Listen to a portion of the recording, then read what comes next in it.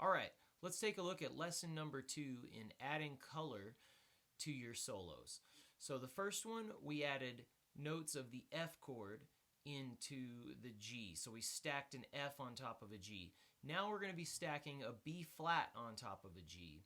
So you're going to get more notes of the blues scale in this. Here's a little sample of how it'll sound.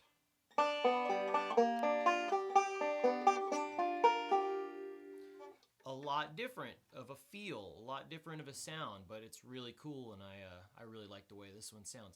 We're going to be using a different roll with this, but I suggest trying all the rolls that you can come up with. This one's really cool. It's a backward-forward roll, which is a little bit different. It kind of has the same feel as a forward-reverse roll, but it sounds like this.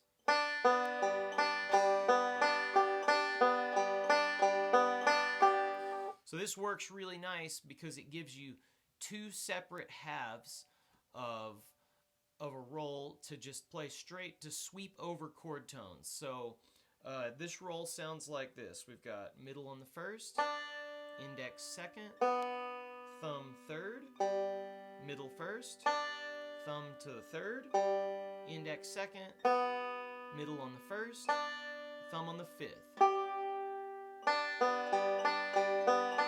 So this first half works right over the first chord. That'd be a G, and then the next part of the roll is going to sweep over the B flat chord. So we're really superimposing notes of the B flat scale right on top of the G. So let's go through this exercise. So we're starting on the open G.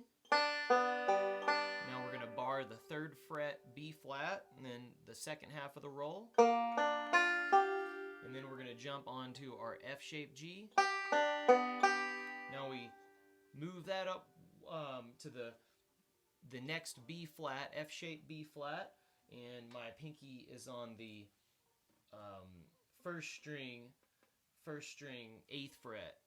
So we've got,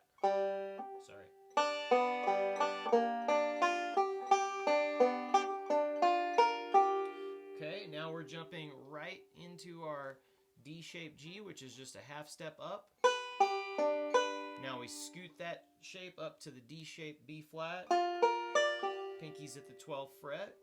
Now we jump on our bar G. Now we scoot that up to the 15th fret bar B flat. Now we're right there for our F-shape G chord, the high octave. Scoot that up to the next F-shaped B flat. Now we are at our last G. Now we're just going to go back down.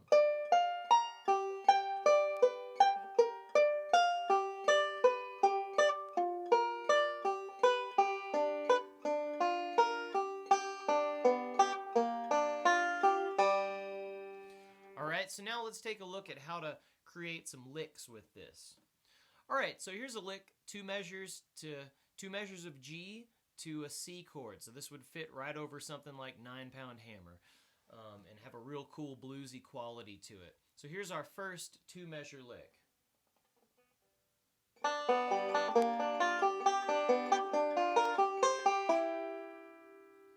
Okay, so that landed right on our C chord, the F-shaped C chord. So what I did there was started on the open G with this backward-forward roll, barred the 3rd fret. It's really the beginning of this other exercise we just did. B flat, jump onto our F-shaped G, move that up to the B flat. Now that goes one whole step up to jump right into the C. So if you wanted to hear it continue on the C for a little longer, it would sound like this.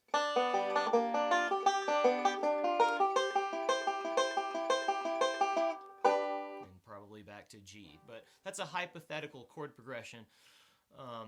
But you would run into that type of a progression quite a bit. So this is really useful for that. And then, like I did last time, what you want to do is start creating your own licks by just starting on any chord inversion of a G. Start on a G, and then you just work your way into the next C chord. That's like one of the best ways to work on this. So if I jumped on my bar G chord and I made a 2-measure G lick, it would sound like this. G to C.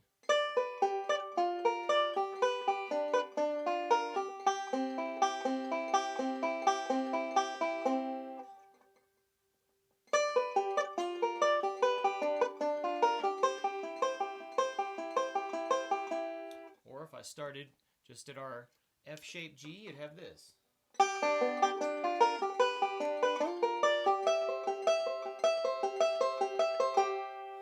Anyway, you can see that it's got a pretty cool effect, and this is the sound that you're going to get with the B flat. We're also going to try some other ones with a D flat and an A flat and an E flat, and each one has their own little character. Some have more of an outside, a little bit more of a bizarre outside sound, creating a little bit more tension. So it's nice to just have these at your in your bag of tricks to pull out when you want, and it's just going to give you more cool, interesting sounds for your solos. So anyway, have fun with this, and we'll see you on the next one.